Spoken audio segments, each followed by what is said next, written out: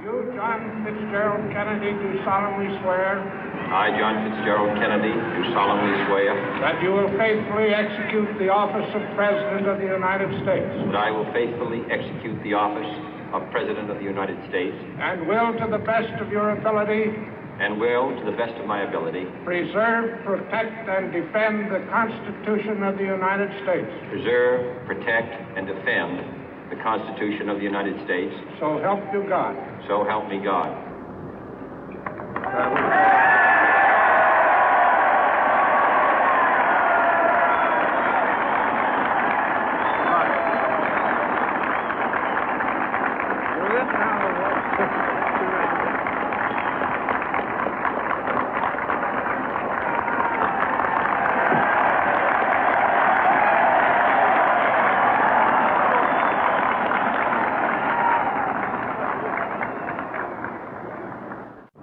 Vice President Johnson, Mr. Speaker, Mr. Chief Justice, President Eisenhower, Vice President Nixon, President Truman, Reverend clergy, fellow citizens.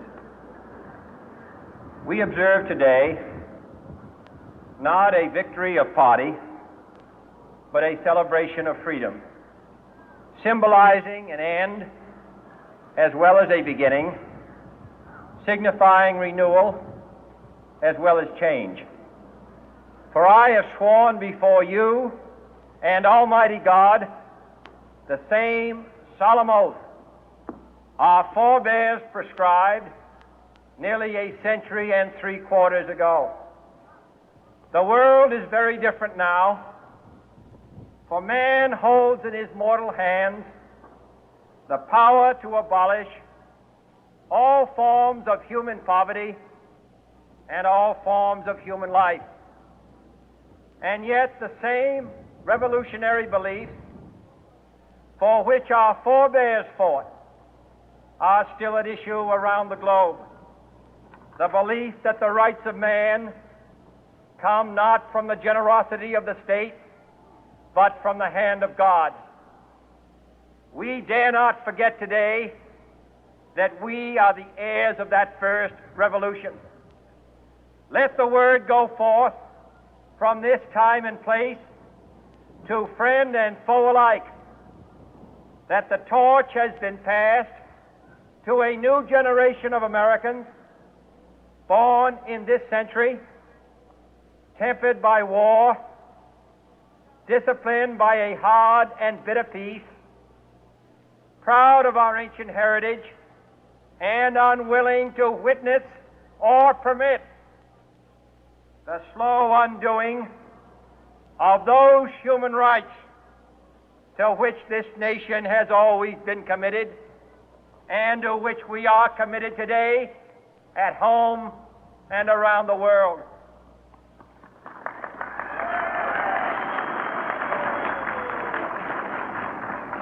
Let every nation know, whether it wishes us well or ill, that we shall pay any price, bear any burden, meet any hardship, support any friend, oppose any foe to assure the survival and the success of liberty.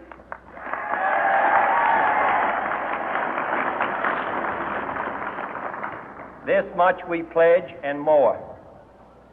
To those old allies whose cultural and spiritual origins we share, we pledge the loyalty of faithful friends. United, there is little we cannot do in a host of cooperative ventures. Divided, there is little we can do, for we dare not meet a powerful challenge at odds and split asunder. To those new states whom we welcome to the ranks of the free, we pledge our word that one form of colonial control shall not have passed away, merely to be replaced by a far more iron tyranny. We shall not always expect to find them supporting our view, but we shall always hope to find them strongly supporting their own freedom, and to remember that in the past, those who foolishly sought power by riding the back of the tiger ended up inside.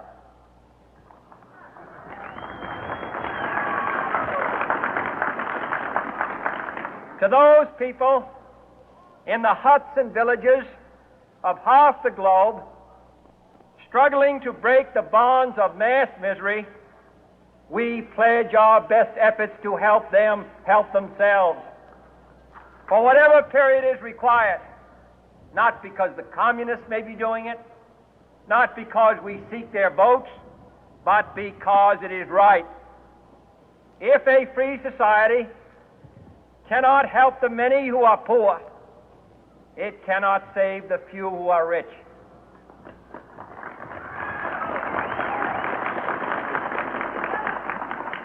To our sister republics south of our border, we offer a special pledge to convert our good words into good deeds, in a new alliance for progress, to assist free men and free governments in casting off the chains of poverty. But this peaceful revolution of hope cannot become the prey of hostile powers. Let all our neighbors know that we shall join with them to oppose aggression or subversion anywhere in the Americas. And let every other power know that this hemisphere intends to remain the master of its own house.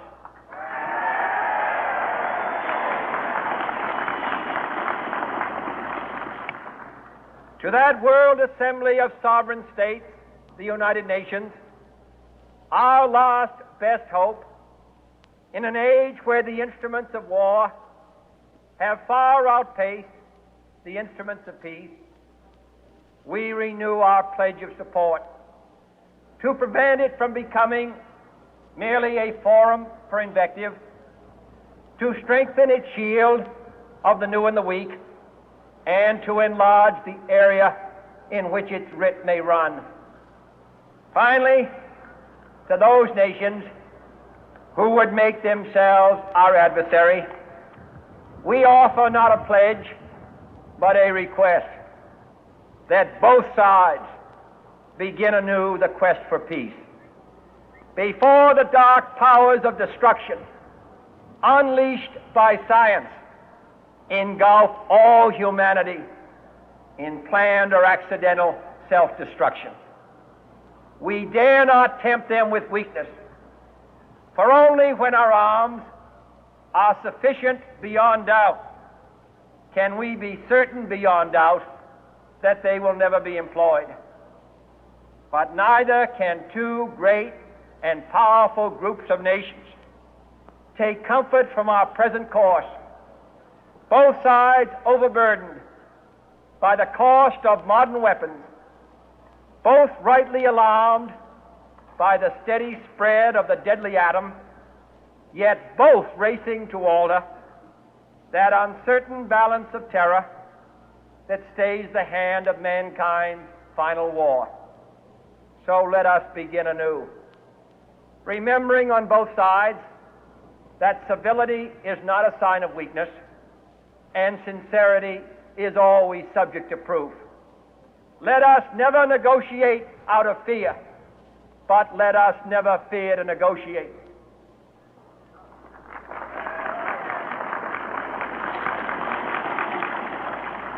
Let both sides explore what problems unite us, instead of belaboring those problems which divide us.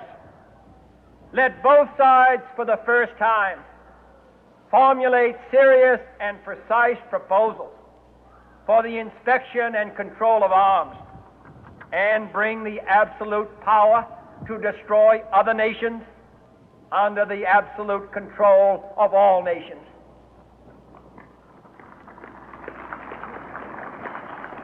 Let both sides seek to invoke the wonders of science instead of its terrors.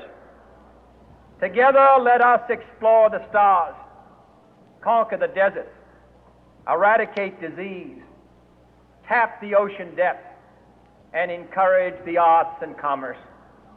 Let both sides unite to heed in all corners of the earth the command of Isaiah to undo the heavy burden and let the oppressed go free. And if a beachhead of cooperation may push back the jungle of suspicion, let both sides join in creating a new endeavor, not a new balance of power, but a new world of law, where the strong are just and the weak secure and the peace preserved. All this will not be finished in the first 100 days, nor will it be finished in the first 1,000 days, nor in the life of this administration, nor even perhaps in our lifetime on this planet. But let us begin.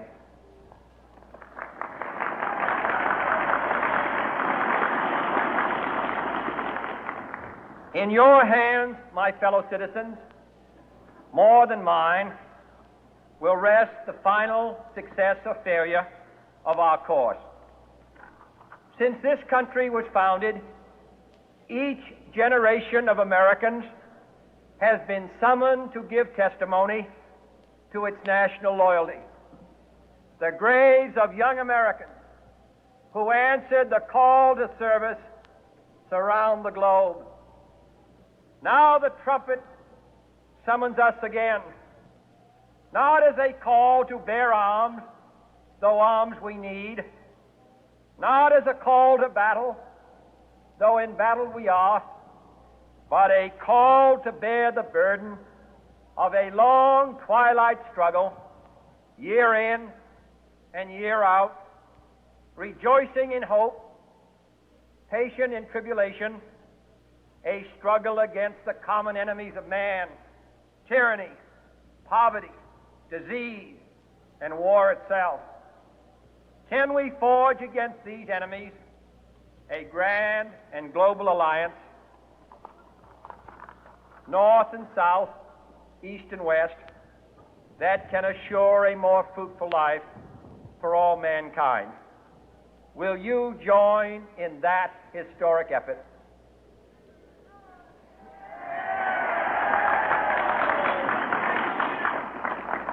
In the long history of the world, only a few generations have been granted the role of defending freedom in its hour of maximum danger. I do not shrink from this responsibility. I welcome it.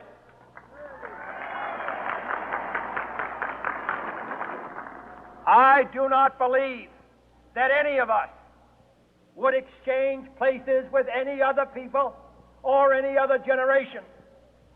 The energy, the faith, the devotion which we bring to this endeavor will light our country and all who serve it.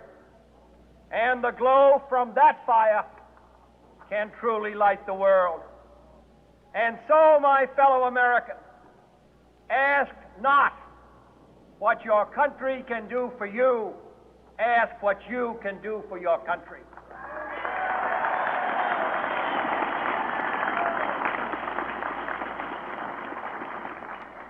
My fellow citizens of the world, ask not what America will do for you, but what together we can do for the freedom of man.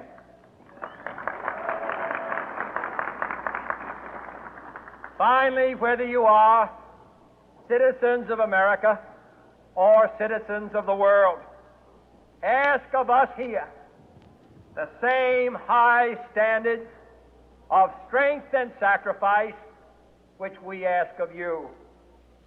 With a good conscience, our only sure reward, with history the final judge of our deeds, let us go forth to lead the land we love, asking His blessing and His help, but knowing that here on earth God's work must truly be our own.